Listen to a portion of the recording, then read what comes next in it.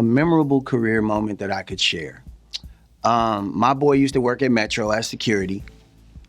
One time, DMC from Run DMC, Darryl Mack, was doing a show, and my boy gave him my mixtape, and we were supposed to meet Darryl Mack at another venue to meet with him, and he was like 2 hours late, right?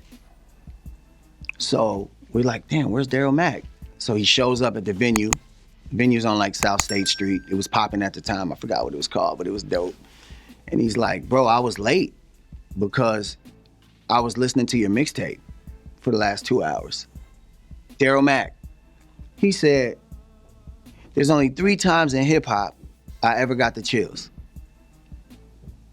And he was like, when I first heard my first Cold Crush tape, and like I'm hip hop, but I don't really know about, I was like, damn, that must be a big deal. He was like, second moment is when I heard KRS-One rap live.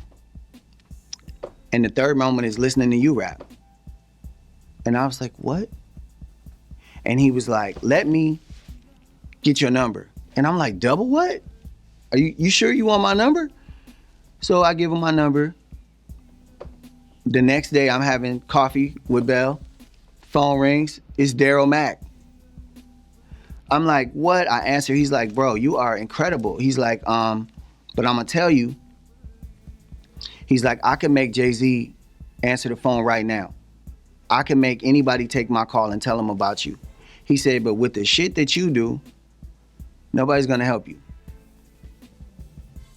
He was like, once you go on Jimmy Kimmel and do all that live freestyle shit, and the next rapper come on and they ask them to do it and they can't do it, you're gonna fuck up the wave, so you're not gonna get help. So it's gonna be tough for you to get on. But I ain't never heard no shit like this. That was one story that was amazing to me. These people put it in my mind. The second story was, I did a show at Metro again, and Redman was there. And when Redman heard me rap, he said, quote, nigga, you like a tattoo on the skin of hip hop. That was crazy to me. These are my idols. These are my idols, the people I rap for, that I look up to, saying this shit about me. And maybe a third one was, I used to want a record deal, and I had a boy that was messing with Master P real heavy, my boy BD Dre. I can say BD Dre, right? So BD Dre was like, yo, we starting a sports company with Master P, me and my boy Dave from Dallas. He's starting this record label called No Limit East. I want you to come down there. He wants you and this dude from Philly named Slay Sean to be on the label. Come down to Houston. They from New Orleans, but at the time they was living in Houston. So I fly down there. Funny story behind that, I had no money at the time. My girl got a Discover card the day before with a $1,000 limit, so we booked the flight like we had bread. We went down there. I went down there, she didn't go. And Master P flew us to Nashville, because what convention did they used to do in Nashville? Gavin?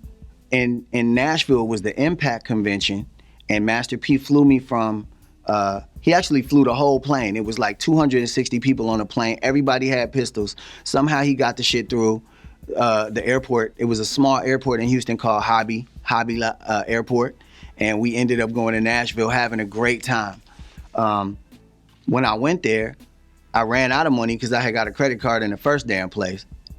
And my boy sent me some money for some liquor and shit so I could look like I was part of the shit.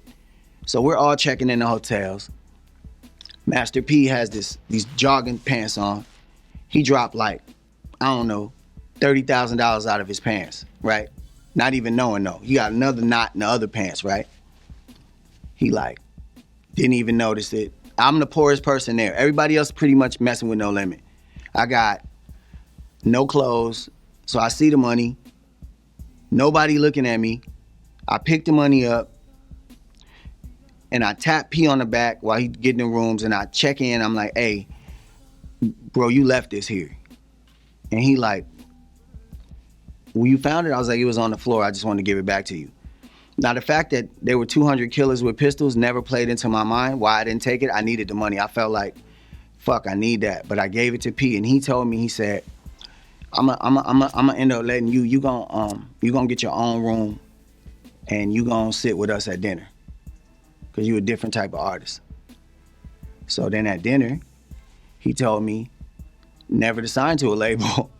He was like, do what you doing.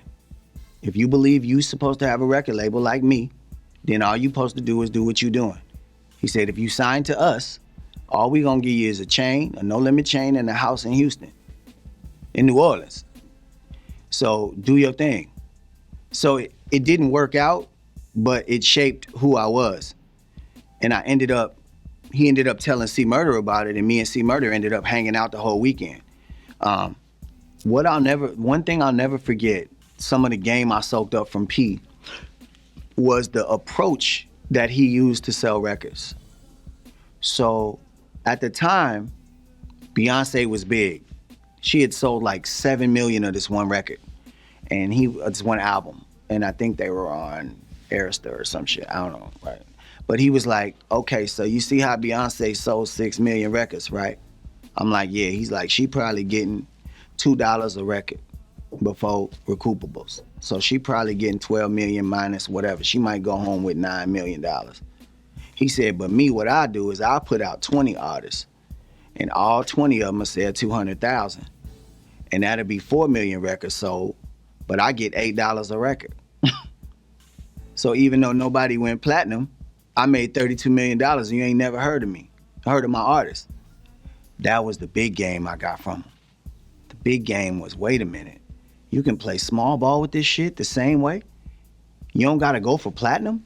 If you the label owner, I can have 10 people selling 100,000, that's 1 million records. And if I get a good split with Universal, I'm getting $880 an album, they getting $440, and now I done made $9 million. Like, that was big game for me. And it let me know like how I kind of wanted to structure things. I was like, oh, I never thought of that. I thought you had to go big. He never went big. Some of it went gold or whatever, but he never went big. He was a hood dude selling hood records. He also told me, I'm gonna be very vague, but he had his brothers doing certain things to make money at the time. And when they would make money, he would have 3 boxes, like expenses, marketing, and promotion. And he would put money in each box, $1 in each box, no matter what. So they always had money for clothes, they always had money for their marketing, and they always had money for promotion. This again helped me structure my label, because I didn't have no money. I just, any money I got, I just used it on whatever. Radio needed 20 grand, I gave him 20 grand. You know, I didn't know that you could segment it or separate it like that. Some other game I got from Master P was when he went to jail for these activities, because he wasn't gonna tell on his brothers. But he was saying like in other towns, it's more organized. Like Chicago, you can't just say you from somewhere, you gotta spit literature, you gotta do. So that was another thing I got from him, was his instinct and will to survive was insurmountable. And in any situation he could adapt. I learned a lot from that dude.